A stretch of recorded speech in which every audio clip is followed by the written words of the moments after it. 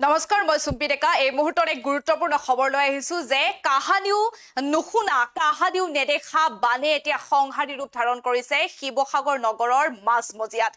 যেহেতু এইকেইটা দিন ধৰি চৰাইদেউ জিলাৰ আশে-পাশে থকা অঞ্চলসমূহত বানে এক সংহাৰী ৰূপ ধাৰণ কৰিছিল কিন্তু এতিয়া শিৱসাগৰ নগৰৰ মাজমজিয়াত বানৰ সংহাৰী ৰূপ দেখিবলৈ পোৱা গৈছে যাৰ ফলত এতিয়া আতংকিত হৈ পৰিছে সাধাৰণ জনতা আৰু ইতিমধ্যে বহু লোকৰ ঘৰ আৰু ব্যৱসায় প্ৰতিষ্ঠান বানত ডুব গৈছে তাৰ ফলত এতিয়া স্থানীয় ৰাইজ আৰু ব্যৱসায়ীসকল চিন্তাত পৰাও পৰিলক্ষিত হৈছে আমি এই মুহূৰ্তত সবিশেষ তথ্য লৈ অহাৰ চেষ্টা কৰিছো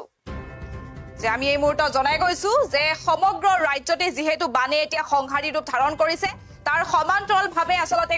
কোনো দিনে নোহোৱা নেদেখা বানত বুৰিছে এতিয়া ঐতিহাসিক শিৱসাগৰ নগৰ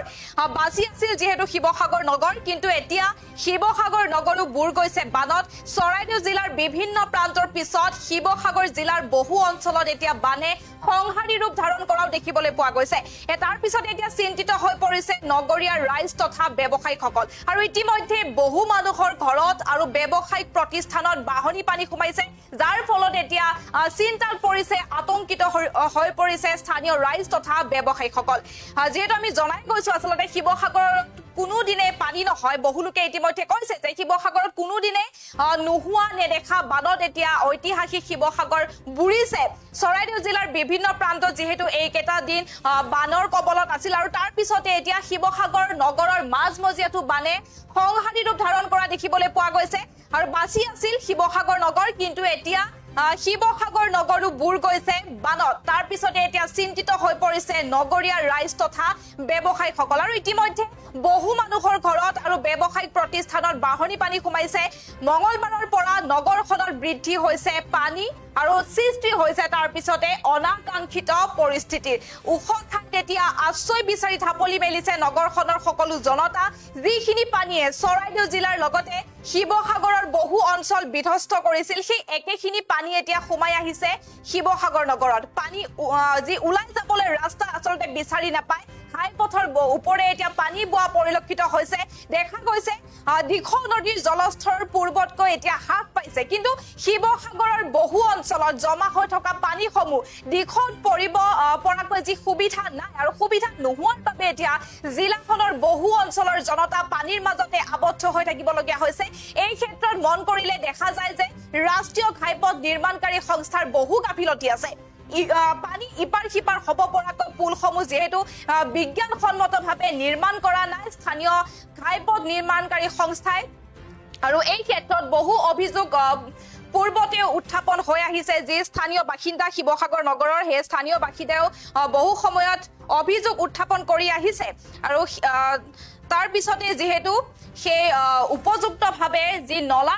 নৰ্দমা নিৰ্মাণ কৰা হোৱা নাই তাৰ বাবে এতিয়া ৰাষ্ট্ৰীয় ঘাইপথৰ ওপৰেদি পানী বাগৰা দেখিবলৈ পোৱা গৈছে এতিয়া বেতবাৰী অঞ্চলত এক হাহাকাৰ পৰিস্থিতিৰ সৃষ্টি হোৱাও দেখিবলৈ পোৱা গৈছে আৰু অবৰ্ণনীয় পৰিৱেশে বিৰাজ কৰিছে এতিয়া শিৱসাগৰ জিলাত নাগালেণ্ডৰ পৰা অহা পানীসমূহ এতিয়া শিৱসাগৰ নগৰ ধুই যে নিব সেয়া এক প্ৰকাৰ নিশ্চিত হৈ পৰিছে যেহেতু আচলতে শিৱসাগৰ নগৰত এনেদৰে পানী হোৱা কোনোদিন ৰাইজে দেখা নাই আৰু তাৰ পিছতে বহু অভিযোগ উত্থাপন হৈ আহিছিল আৰু এতিয়া আমাৰ শিৱসাগৰৰ স্থানীয় সাংবাদিক মুকুল ফোনযোগে সংযুক্ত হৈছে মুকুল যেহেতু কোনোদিন এনে ধৰণৰ বান পৰিস্থিতি শিৱসাগৰ ৰাইজে আচলতে দেখা নাছিল এয়া আচলতে বাহনী পানী নে কৃত্ৰিম বানপানী আমি আপোনাৰ পৰা জানিব বিচাৰিছো হয় চাওক চুম্পি বৰ্তমান সময়ত শিৱসাগৰ নগৰখন এক প্ৰকাৰৰ বুৰাই পেলাইছে আৰু শিৱসাগৰৰ মানুহ এতিয়া বৰ্তমান আতংকিত হৈ পৰিছে কি কৰিব ক'ত যাব এনে পৰিৱেশৰ সৃষ্টি হৈছে বৰ্তমান শিৱসাগৰ নগৰৰ মাজমজিয়াত কালি সন্ধিয়াৰ পৰা নগৰখনত অভাৱনীয়ভাৱে পানী সোমাই অহা পৰিলক্ষিত হৈছে পুৱাৰ ভাগত শিৱসাগৰ যি দৰিকাপাৰৰ দিশৰ পৰা যি দিখৌ আৰু দৰিকাৰ যি পানী এই সমগ্ৰ নগৰখনক প্লাবিত কৰি তুলিছিল তাৰ পাছত আপোনাৰ লাহে লাহে ক্ৰমে শিৱসাগৰ নগৰখনৰ বিস্তীৰ্ণ অঞ্চল বুৰাই পেলাই আহিছে আৰু বৰ্তমান এই যিখিনি পানী এই পানীখিনি বৰ্তমান যি চৰাইদেউ জিলাৰ পৰা আহি নাজিৰা আজি অঞ্চল বিধ্বস্ত কৰি আনিছিল সেই একেখিনি পানী বৰ্তমান আহি শিৱসাগৰ নগৰ পাইছে সেই পানীখিনি বৰ্তমান বেতবাৰী মৌজাৰ বিভিন্ন অঞ্চলত জমা হৈ আছে জমা হৈ থকা পানীখিনি উপযুক্ত নলা নোহোৱাৰ কাৰণে পানীখিনি ওলাই যাব পৰা নাই। বৰ্তমান সময়ত এটা কথা দেখি লক্ষ্য কৰিলে দেখো যে দিখৌ পানী যথেষ্ট হ্ৰাস পাইছে, কিন্তু তাৰ মাজতে মই সুধিব বিচাৰিছো আপোনাক,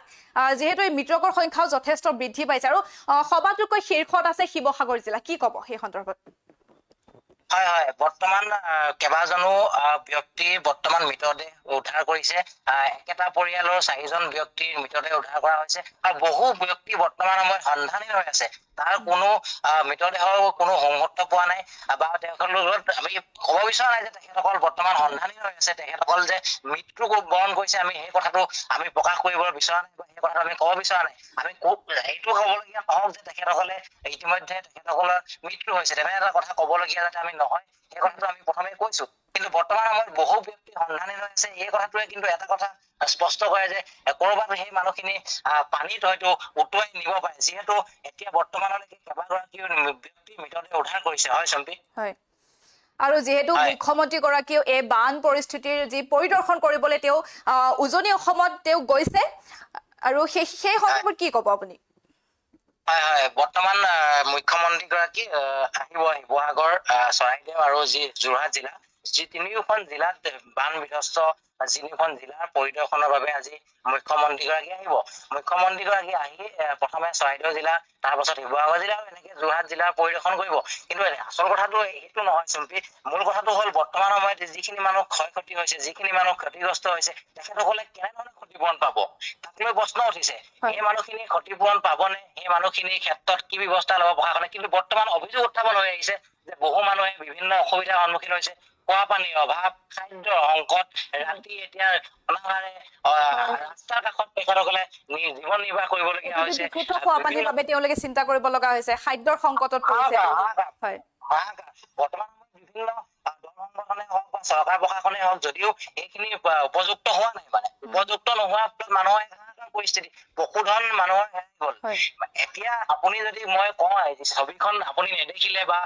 বিভিন্ন মানুহে ছবিখন নেদেখিলে ক'ব নোৱাৰে শিৱসাগৰত এতিয়া কি পৰিৱেশ হৈছে, কি পৰিস্থিতি হৈছে। এই ছবিখন যি দেখিছে শিৱসাগৰৰ জনতাই, সেই শিৱসাগৰৰ জনতাই ক'ব পাৰিব, বা এই উজনি অসমৰ যি তিনিখন জিলা জনতাই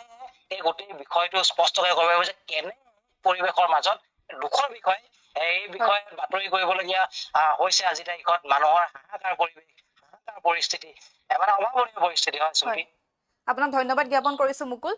যিহেতু উন্নত মানৰ নলা নৰ্দমা আৰু বিজ্ঞানসন্মত নলা নৰ্দমা